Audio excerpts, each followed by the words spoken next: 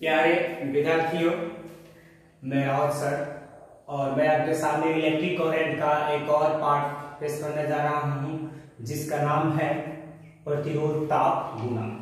तो प्रतिरोध ताप गुणांक को जानने से पहले हम लोग जानेंगे प्रतिरोध क्या है। तो प्रतिरोध में हम लोगों ने एक फॉर्मूला पढ़ा था, R बराबर ml बाई Ne²A पढ़े थे। तो इससे आगे हम बात करते हैं कि हम एक चालक लेते हैं। तो चालक ले लिया मैंने, तो चालक के अंदर स्थित जो इलेक्ट्रॉन होते हैं वो गति करते हुए एक दूसरे से टकराते रहते हैं, ऐसे टकराते रहते हैं और इनके टक्कर में कुछ समय लगता है, कुछ अवधि लगती है और इस समय को हम लोग क्या कहते हैं, श्रांति काल कहते हैं। श्रांति काल कहते हैं और श्रांति काल को हम लोग टाउ से सूचित करते हैं। इसके बारे में हम लोग पहले पढ़ चुके हैं। लेकिन जब किसी चालक के ताप में हम वृद्धि कर देते हैं, यानी कि ताप को क्या करते हैं, वृद्धि कर देते हैं। तो ताप में जब वृद्धि कर देते हैं तो इलेक्ट्रॉनों की गति क्या होती है, बढ़ जाती है और ये जल्दी जल्दी एक दूसरे से टकराने लगते हैं। यानी कि कहने का मतलब है कि जब ताप को बढ़ा देते हैं तो श्रांति काल का मान क्या होता है, घट जाता है। यानी कि श्रांति काल घट जाता है, यानी कमी आ जाती है, यानी कह सकते हैं कमी आ जाती है। यानी कि जब ताप में वृद्धि होती है तो श्रांति काल के मान में क्या होती है, कमी आ जाती है। समझ में आया? हम बात करते हैं, देखिए यहाँ पर हम लोग पढ़े हैं कि R is inversely proportional to 1/10। यानी कहने का मतलब है जब किसी चालक के ताप बढ़ेगा तो श्रांति काल में क्या होगी, कमी आएगी। और श्रांति काल में जब कमी आएगी तो प्रतिरोध ठीक श्रांति काल के क्या होता है, उल्टा होता है, यानी प्रतिरोध के मान में बढ़ेगा। यानी कि श्रांति काल घटेगा तो प्रतिरोध बढ़ेगा, यानी प्रतिरोध में वृद्धि होगी। जब श्रांति काल में कमी होगी तो प्रतिरोध वृद्धि होगी।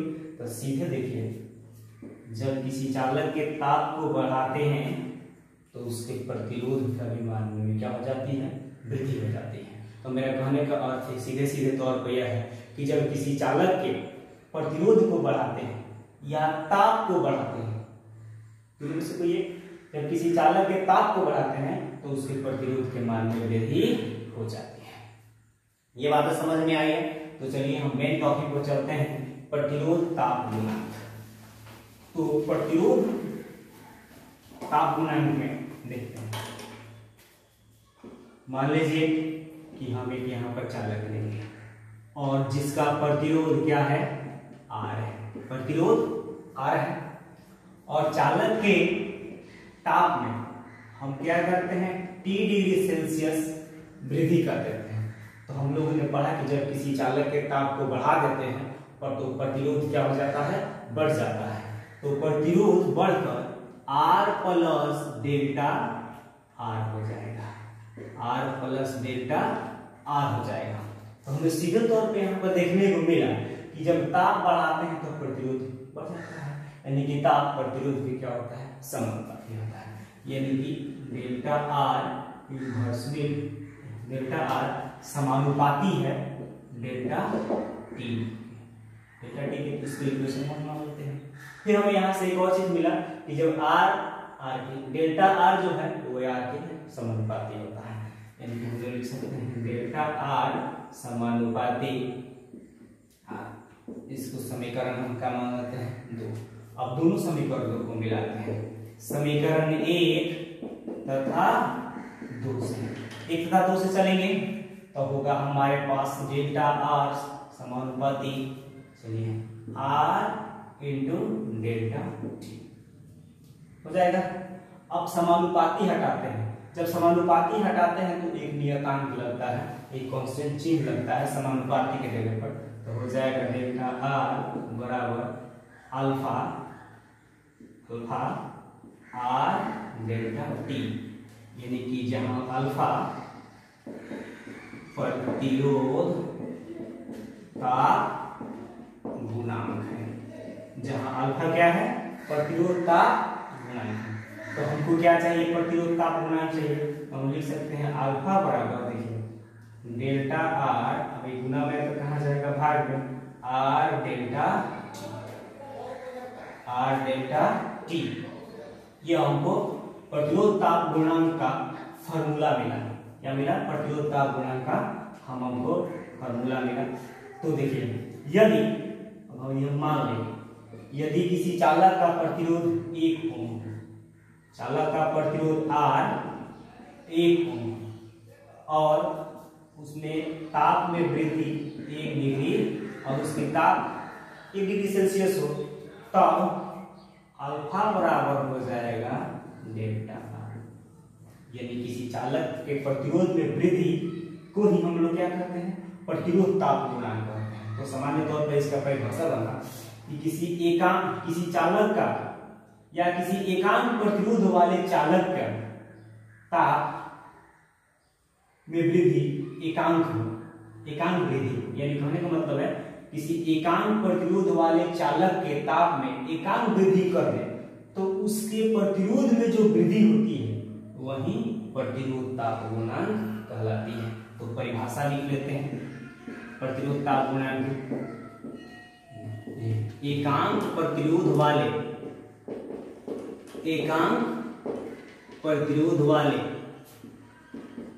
चालक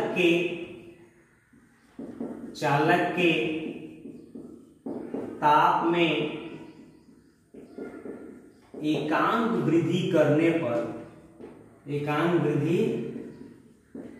पर उसके प्रतिरोध में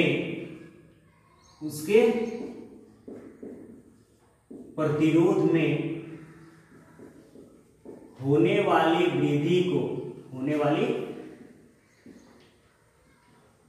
वृद्धि को प्रतिरोध ताप गुणांक कहते हैं। समझ में आया? किसी एकांक प्रतिरोध वाले चालक के ताप में एकांक वृद्धि करने पर नहीं, उसके प्रतिरोध में जो वृद्धि होती है वही हमारा क्या कहलाती है? प्रतिरोध ताप गुणांक कहलाती है। प्रतिरोध ताप गुणांक को एक पॉइंट यहाँ पर नोट कर लेंगे, अल्फा से सूचित करते हैं। प्रतिरोध ताप गुणांक को हम लोग सूचित करते हैं, अल्फा से सूचित करते हैं। अब देखिए, अब इसका मात्रक लिखते हैं। तो मात्रक होगा, देखिए हमारे पास फॉर्मूला है अल्फा बराबर delta R by R delta T. चलिए प्रतिरोध है तो इसका मात्रक ओम और इसका मात्रक ओम, तो ओम से ओम कैंसिल तो बचा टी, तो ताप का मात्रक होता है केल्विन, तो इसका मात्रक हो गया प्रति केल्विन। हम लोग कह सकते हैं प्रति केल्विन या प्रति डिग्री सेल्सियस, इसका मात्रक होता है प्रति केल्विन या प्रति डिग्री सेल्सियस।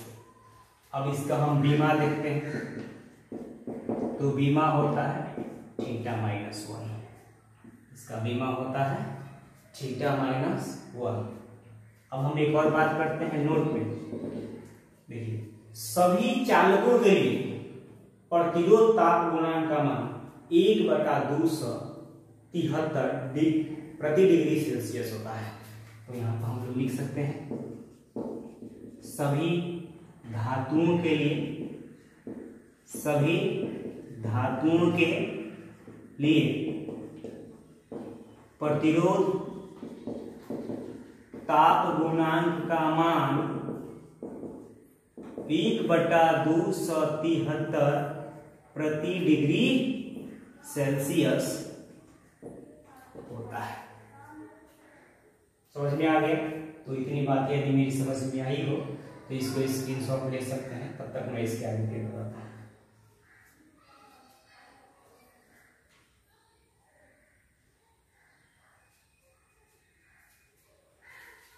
हो गया? अब हम आगे बात करते हैं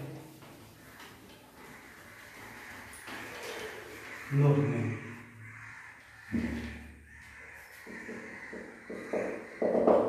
माना कि किसी माना कि किसी चालक का प्रतिरोध 0 डिग्री सेल्सियस पर R0 है, तब T डिग्री सेल्सियस पर RT होगा। तो कैसे होगा? तो हम लोग जानते हैं, देखिए कि प्रतिरोध ताप गुणांक का फॉर्मूला हम लोग निकाले थे, अल्फा बराबर delta R by R delta T निकाले थे ना। तो चलिए हम ताप को कहां से कम बढ़ा रहे हैं? 0 डिग्री से लेकर के कहां तक? T डिग्री सेल्सियस तक। तो हम लोग लिख सकते हैं R बराबर delta R by R T minus 0, नहीं? तो हमारे पास हो जाएगा अल्फा बराबर डेल्टा R बाई RT। तो हमको चाहिए वृद्धि, तो डेल्टा R बराबर होगा अल्फा RT, ठीक है। तो ये हो गई हमारे 0 डिग्री सेल्सियस पर प्रतिरोध में वृद्धि का फॉर्मूला। अब हम बात करते हैं कि यह क्या होता है। चलिए इसको थोड़ा सा स्क्रीनशॉट ले लीजिए, फिर बताते हैं। अब हम बात करते हैं कि T डिग्री सेल्सियस पर चालक का प्रतिरोध। तो T डिग्री सेल्सियस पर चालक का प्रतिरोध, तो T डिग्री सेल्सियस पर चालक का प्रतिरोध क्या होगा, इसके बारे में हम लोग थोड़ा सा देखेंगे। तो देखिए हमारे पास है, हम लोग लिख सकते हैं। तो नया प्रतिरोध होगा, नया प्रतिरोध, तो नया प्रतिरोध बराबर होगा प्रारंभिक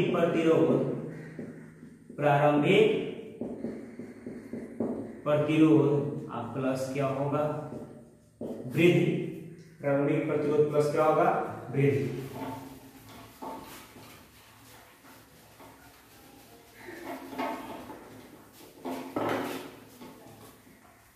प्रारंभिक प्रतिरोध प्लस वृद्धि। तो नया प्रतिरोध हमारा T डिग्री सेल्सियस पे क्या है? RT, ठीक है। अब प्रारंभिक प्रतिरोध हमारा क्या है? R0। अब वृद्धि कितना हुआ है? डेल्टा। वृद्धि कितना हुआ है? डेल्टा। तो डेल्टा R का मान हम लोग यहाँ पर रख सकते हैं। तो RT बराबर R0 प्लस, R0 का मान हम लोग रखेंगे यहाँ पर, R0 प्लस R0 होगा अल्फा T। चलिए अब दोनों में से क्या होगा? R0 कॉमन होगा, तो RT बराबर होगा, नीचे रहेगा थोड़ा सा, तो RT बराबर होगा R0 into 1 plus alpha T, 1 plus alpha T। तो हो गया T डिग्री सेल्सियस ताप पर प्रतिरोध का फॉर्मूला।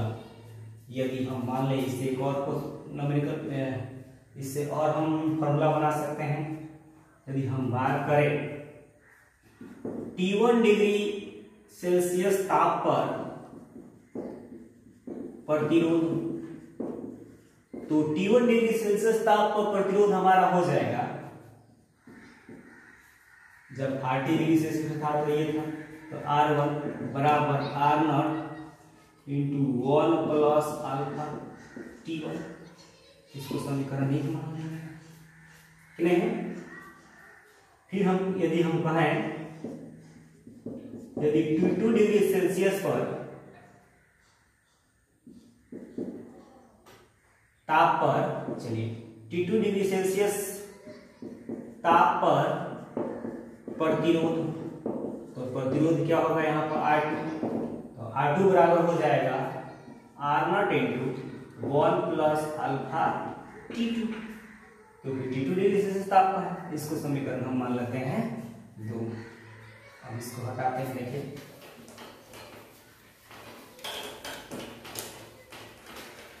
चलेंगे समीकरण 1 को 2 से भाग देंगे तो लिखेंगे समीकरण 1 भागा 2 से। तो समीकरण 1 है R1 बराबर R0 into 1 plus alpha T1, ये है R2 बराबर R0 into 1 plus alpha T2। तो R0 से R0 क्या होगा कैंसिल, तो हमारे पास बचा R1 बटा R2 बराबर 1 प्लस अल्फा T बटा 1 प्लस अल्फा T2, T1 और यहाँ पर T2 क्रॉस मल्टीप्लिकेशन से तीसरा तीसरे गुणा करते हैं। चलिए R1 से इसमें करेंगे तो हो जाएगा R1 plus R1 alpha T2, R2 से इसमें करेंगे तो R2 में 1 से तो करेंगे तो होगा R2 plus R2 alpha T2। ठीक है, अल्फा वाले को एक साइड लेते हैं और R को कर देते हैं तो हो जाएगा हमारे पास R1 अल्फा T2, आइए इधर आएगा तो माइनस R2 अल्फा T1। ठीक, फिर R2 इधर से माइनस जाएगा उधर तो क्या होगा R2 माइनस R1। ठीक है, थोड़ा सा में प्रॉब्लम हो गया।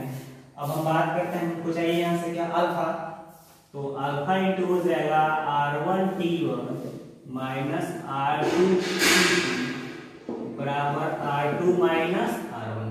चलिए गुणा में तो कहा जाएगा भाग में, तो अल्फा बराबर होगा R2 माइनस R1 बटा R1 T1 R2 T2। तो ये हो गया हमारा एक बेहतरीन सा बढ़िया सा फॉर्मूला। तो हम इसे चलिए इसको आप स्क्रीनशॉट ले लीजिए, इस पर हम आपको आंकिक प्रश्न पढ़ाने वाले हैं, अभी नहीं पढ़ाएंगे। इस चैप्टर के अंत में मेरा आंकिक प्रश्न का एक क्लास चलेगा जिसमें बहुत सारे आपको न्यूमेरिकल पढ़ाए जाएंगे, यदि आपको समझ में आते हैं। चलिए अब हम प्रतिरोध का गुणांक को समाप्त कर अब पढ़ते हैं हम लोग शक्ति अथवा समर्थ, बहुत ही इंपॉर्टेंट टॉपिक है।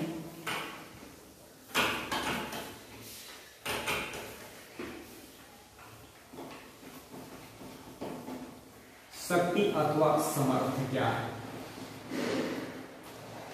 हेडिंग डालेंगे विद्युत शक्ति या सामर्थ्य, इसको हम बोलते हैं इंग्लिश में इलेक्ट्रिकल पावर, इसको हम इंग्लिश में बोलते हैं इलेक्ट्रिकल पावर। तो देखिए विद्युत शक्ति या सामर्थ्य क्या है, तो पहली बात की शक्ति पावर P, इसे हम P से सूचित करते हैं, इसे हम किससे करते हैं P से सूचित करते हैं। तो हम लोगों ने फर्स्ट ईयर में आप लोगों को बताया था कि शक्ति बराबर होता है कार्य बटा समय। थोड़ा सा ध्यान से देखिएगा, हम लोग डिफिनेशन, हम लोग इसके फॉर्मूला से डिफिनेशन निकालेंगे, फॉर्मूला से परिभाषा निकालेंगे। तो शक्ति बराबर कार्य बटा समय। यदि हम बात करें कि यदि कोई विद्युत यंत्र समझते हैं, तब टीवी, पंखा, कूलर, ये सारे क्या है विद्युत यंत्र है, बल्ब है। तो यदि कोई विद्युत यंत्र T समय में W कार्य करता है, हम लिख दें यदि कोई विद्युत यंत्र T समय में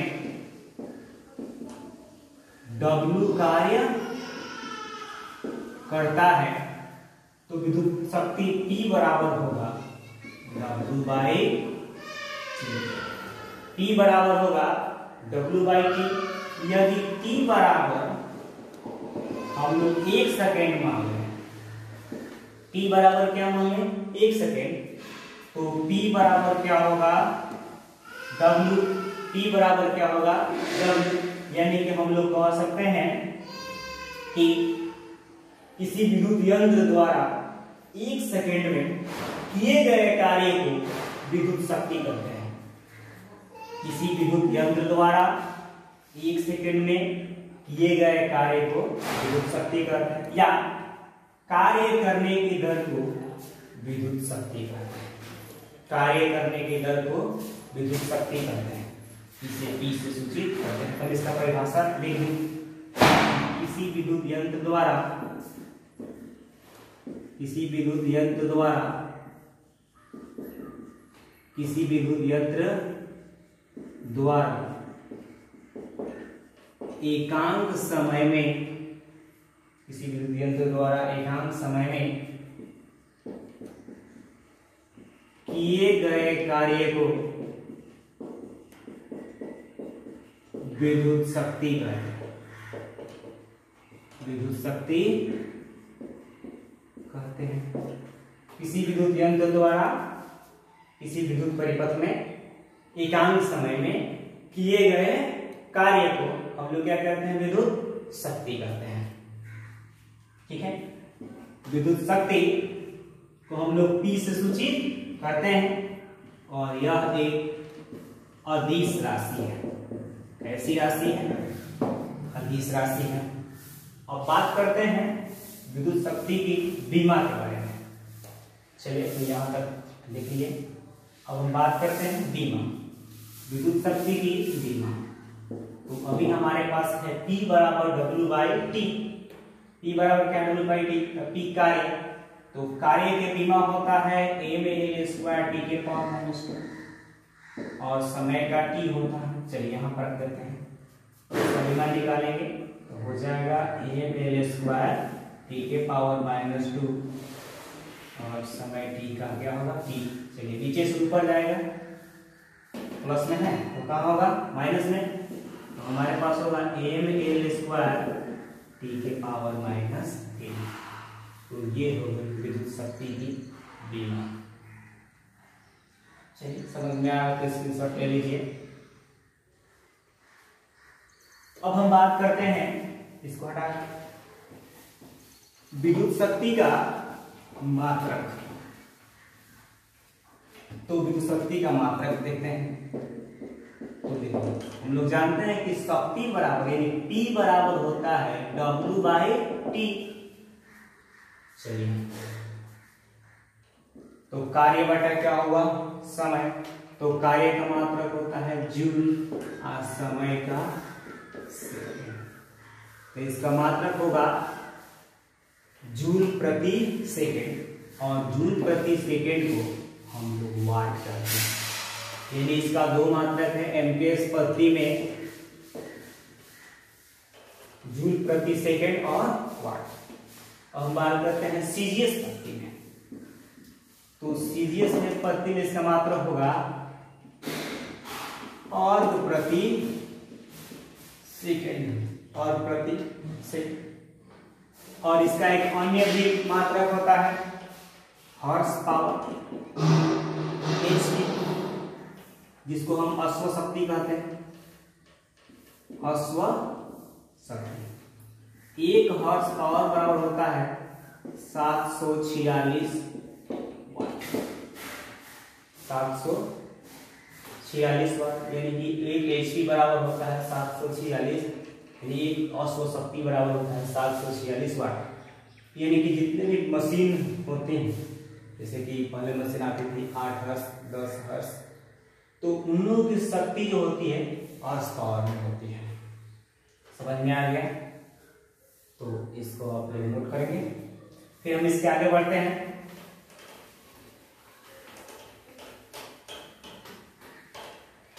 अब विद्युत शक्ति से हम लोग फॉर्मूला को डिफाइन करेंगे कि इससे कितने मतलब सूत्र बनाए जा सकते हैं।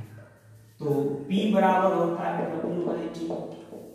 P बराबर क्या होता है, चलिए सूत्र निकालते हैं। इससे बहुत सारे सूत्र निकालेंगे। ध्यान दीजिएगा और बहुत उपयोगी है। P बराबर W बाई टी, तो हम लोग जानते हैं कि W बराबर हम लोग निकाले थे VQ। W बराबर क्या होता है VQ, तो हम लोग लिख सकते हैं P बराबर VQ बाई टी। ये क्या फॉर्मूला हुआ, हम लोगों ने और निकाला था। चलिए Q बराबर होता है आई टी, Q बराबर क्या होता है आई टी, तो हो जाएगा P बराबर V I T by T, हो जाएगा। T से T क्या होगा कैंसिल, तो हमारे पास बचेगा P V इंटू आई यानी कि वोल्ट एम्पियर। ठीक है, तो ये हमारा ये फॉर्मूला हो गया। अब हम लोगों ने पढ़ा था V बराबर होता है आई आर, V बराबर क्या होता है आई आर। चलिए V का मान रखते हैं, तो P बराबर होगा आई आर इंटू आई, यानी हम कह सकते हैं P बराबर आई स्क्वायर। तो हम लोग पढ़े थे कि I बराबर V बाई आर, I बराबर V बाई आर, तो जहां पर I है वहां पर क्या रखेंगे V बाई आर, तो हो जाएगा P बराबर I के जगह पर V बाई आर का भी होल स्क्वायर इंटू आर, तो हो जाएगा P बराबर V स्क्वायर बटा आर स्क्वायर इंटू आर से आर कैंसिल, तो हमारे पास हो जाएगा P बराबर V स्क्वायर बाई आर। तो हमारे पास और फॉर्मूला। अब इन सबको हम एक जगह लिख देते हैं, हमें मिला P बराबर W बाई टी, एक और फॉर्मूला मिला यहाँ पर VQ बाई टी, एक और फॉर्मूला हमारे पास मिला V इंटू आई, एक और फॉर्मूला मिला हमारे पास आई स्क्वायर आर, एक और फॉर्मूला मिला है V स्क्वायर बाई आर। तो शक्ति का हमें इतना सारे फॉर्मूला मिला और बहुत सारे इंपॉर्टेंट है, इसको आप लोग स्क्रीनशॉट ले लें। चलिए अब हम इसके आगे बात करते हैं, लिखेंगे विद्युत शक्ति की समानांतर क्रम में। चलिए पहले समानांतर की पढ़े फिर श्रेणी पढ़ा जाए। समानांतर क्रम में गणना, विद्युत शक्ति की समानांतर क्रम में गणना। विद्युत पॉइंट बनाएंगे, लिखेंगे विद्युत शक्ति की समांतर क्रम में गणना। तो समांतर क्रम में गणना करेंगे विद्युत शक्ति की, तो हम लोग जानते हैं कि P बराबर होता है V स्क्वायर बाई आर। अभी फॉर्मूला निकाले थे P बराबर V स्क्वायर बाई आर। तो हम लोग जानते हैं कि समांतर क्रम में चलिए इसका फिगर बना लेते हैं। पढ़े थे हम लोग, इस फिगर को भी बनाए थे, बहुत अच्छा से आप लोगों ने बनाया था। ये समांतर क्रम है, तो समांतर क्रम में हम लोग जानते हैं, ये फिगर है कि विभव, दोनों सिरों का विभव समान होता है, यानी कि इसमें विभव क्या होगा समान होता है नहीं, और धारा का मान अलग अलग होता है, धारा का मान अलग अलग होता है। समांतर क्रम में विभव समान होता है और धारा का मान क्या होता है अलग अलग होता है, यानी कि V को हम यदि V को समान मान ले यानी नियत मान ले, तब P is inversely proportional to 1 by क्या होगा R होगा नहीं।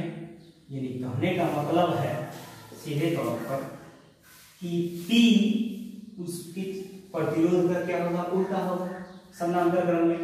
तो हम लोग लिख सकते हैं, देखिए P जब शक्ति ज्यादा होगी, जब समानांतर क्रम में शक्ति ज्यादा होगा तब प्रतिरोध R कम होगा, एकदम क्लियर। फिर यदि हम कहें कि समांतर क्रम में P का मान कम है तो R का मान क्या होगा, ज्यादा। सीधे देख रहे हैं कि inversely proportional to P inversely proportional to 1/R होता है, यानी कि शक्ति का मान प्रतिरोध के मान का उल्टा होता है। ठीक है, अब इससे हम एक फॉर्मूला भी निकाल सकते हैं। चलिए P1 inversely proportional to 1/R हम इसको समीकरण 1 मान लेंगे। फिर इसको हम लिख सकते हैं P2 inversely proportional to 1/R, इसको समीकरण 2 मान लेंगे। तो ये समीकरण 1 को 1 में 2 से 1/2 से, समीकरण 1 को 2 से भाग करेंगे तो हो जाएगा P1 बाटा P2 बराबर 1/R1 और 1 क्या होगा R2। चलिए तो ये हो जाएगा P1 बाटा P2 बराबर R2 बाटा R1। P1 बाटा P2 R2 बाटा क्या होगा R1। तो समझ में आया। तो हम लोग जानते हैं ये हमें एक फॉर्मूला प्राप्त हुआ। अब एक और हम बात कर सकते हैं कि चलिए हम लोग जानते हैं समांतर क्रम के लिए निकाले थे प्रतिरोध का मान 1/R बराबर 1/R1 plus 1/R2 plus 1/R3 plus dot dot dot plus dot dot dot आगे तक चलते जाएंगे। अब हम बात करते हैं कि 1/R बराबर क्या होता है P, तो 1/R1 होगा P1 plus P2 plus P3 plus dot dot dot dot. समझ में आया। तो समानांतर क्रम में हम इसको इस तरह से जोड़ेंगे। चलिए यदि आपको समझ में आया हो तो स्क्रीनशॉट ले लेंगे। अब हम बात करते हैं श्रेणी क्रम में शक्ति की गणना। तो श्रेणी क्रम में शक्ति की गणना कैसे की जाती है इसके बारे में हम लोग बात करते हैं। चलिए तो हेडिंग डालेंगे श्रेणी क्रम में शक्ति की गणना।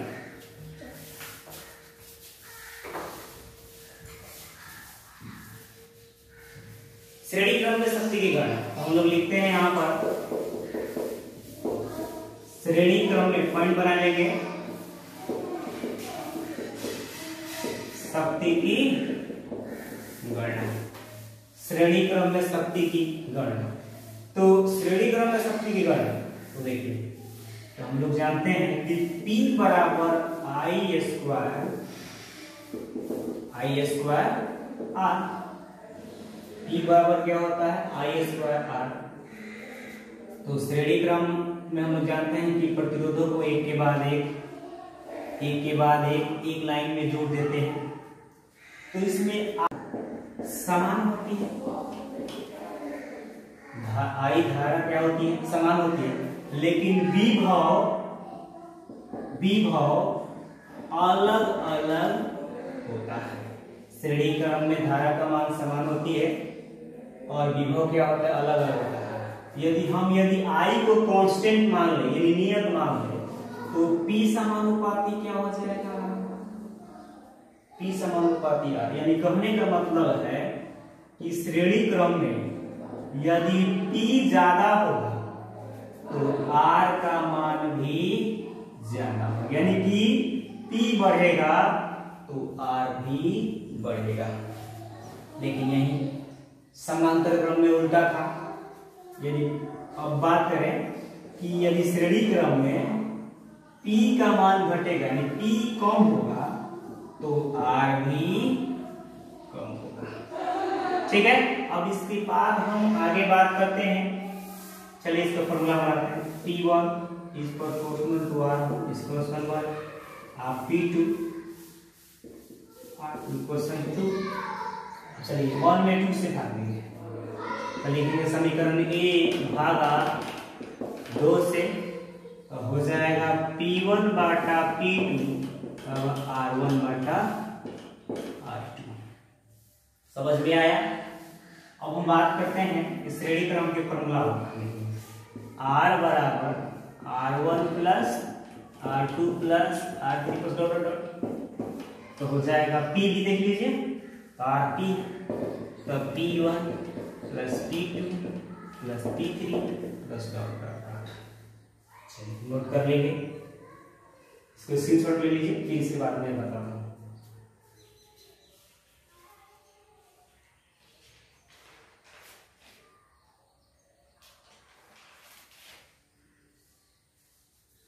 हो गया। अब हम बात करते हैं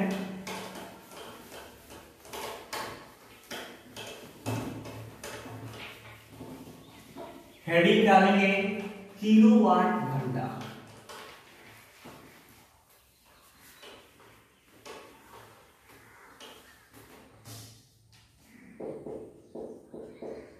किलोवाट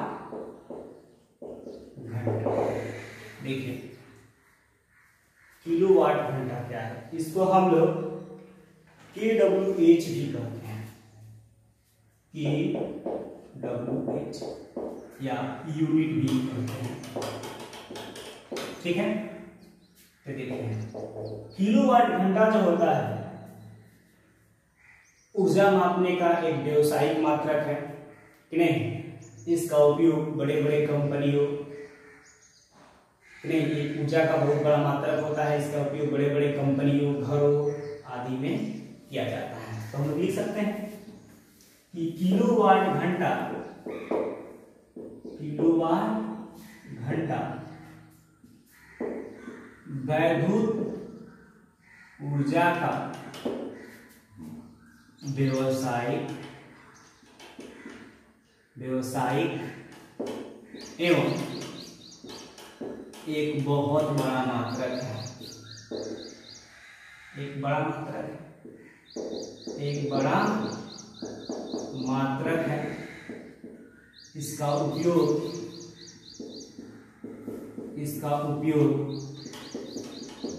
बड़े बड़े कंपनियों घरों आदि में वैद्युत ऊर्जा मापने में किया जाता है। ठीक है, वैद्युत ऊर्जा मापने में किया जाता है।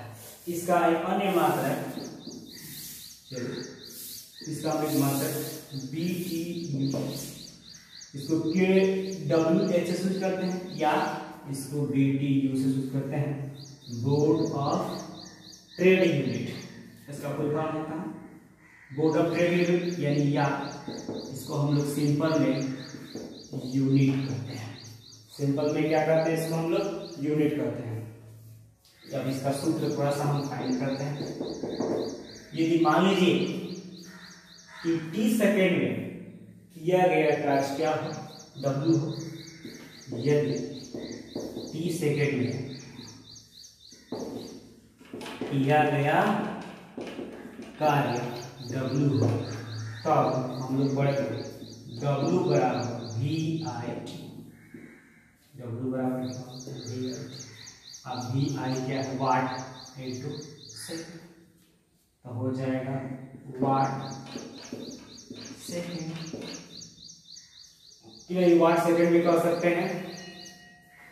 चलिए अब हम बात करते हैं इसके बारे में, यदि वाट सेकेंड, यदि हम इसको घंटा में माने, यदि किससे माने, घंटा में, यदि इसे हम घंटा में मापें तो हो जाएगा W बराबर VIT वाट घंटा, वाट घंटा। अब हम बात करें कि इसको किलोवाट घंटा में मापें, इसको कहाँ मापें, किलोवाट घंटा में। तो किलोवाट घंटा में मापने के लिए हम इसको 1000 से क्या करते हैं, भाग देते हैं, तो हो जाएगा हमारे पास W बराबर VIT बटा 1000 हो जाएगा हमारे पास किलोवाट घंटा, किलोवाट घंटा। यानी कहने का मतलब कि यदि किया गया कार्य W हो, यदि हम इसको किसे मानते हैं यूनिट में, तो हो जाएगा इसका फॉर्मूला VI यानी किलोवाट, किलोवाट और घंटा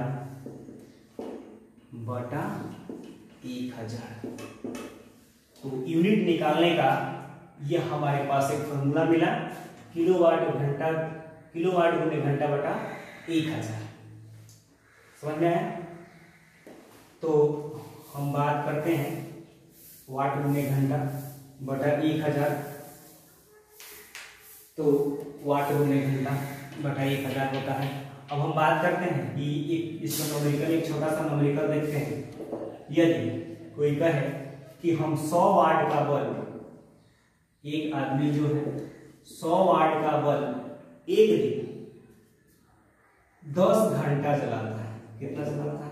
10 घंटा जलाता है। तो वह बिजली की कितनी खपत करता है, थोड़ा सा समझेंगे। तो हमारे पास एच का मान है 10 घंटा, यहाँ पर 100 वाट का बल्ब है, तो हम लोग यूनिट निकाल देंगे। U बराबर 100 गुने घंटा का 10 घंटा बटा क्या होगा 1000। जी 3 जीरो कैंसिल, तो हो जाएगा ये यूनिट। यानी कहने का मतलब यदि कोई व्यक्ति 100 वाट का बल्ब 10 घंटा जलाता है तो समझिए कि वह 1 यूनिट ऊर्जा का खर्च कर देता है। अब हम थोड़ा सा बात करते हैं, मेरा साथ लास्ट पॉइंट है इस लेक्चर का, थोड़ा सा देख लीजिए। किलोवाट वाट घंटा और जूल में संबंध हम बात करते हैं। किलोवाट घंटा एवं जूल में संबंध नहीं। तो देखिए 1 kWh, देखिए किलोवाट यानी 1000 घंटा, तो 1 घंटा में कितना, 1 घंटा में कितना सेकेंड होता है? तो आप लोग ऑलरेडी जानते हैं कि 3600 सेकेंड होता है। 3600 सेकेंड होता है। तो हम लोग लिख सकते हैं कि 1000 वाट तो 3600, हम लोग इसको लिख सकते हैं 1 किलोवाट घंटा बराबर 3.6 गुने 10 के पावर 6 वाट घंटा। अब देखिए हम लोग जानते हैं T बराबर W/T, और W बराबर होगा P इंटू T बराबर क्या होता है? जूल। तो 1 किलोवाट घंटा बराबर होगा 3.6 गुने 10 के पावर 6 जूल। तो आज के लिए बस मेरा इतना ही। अगले वीडियो में मैं आपको आंकिक प्रश्न के साथ साथ बहुत सारे टॉपिक कराऊंगा। That's all.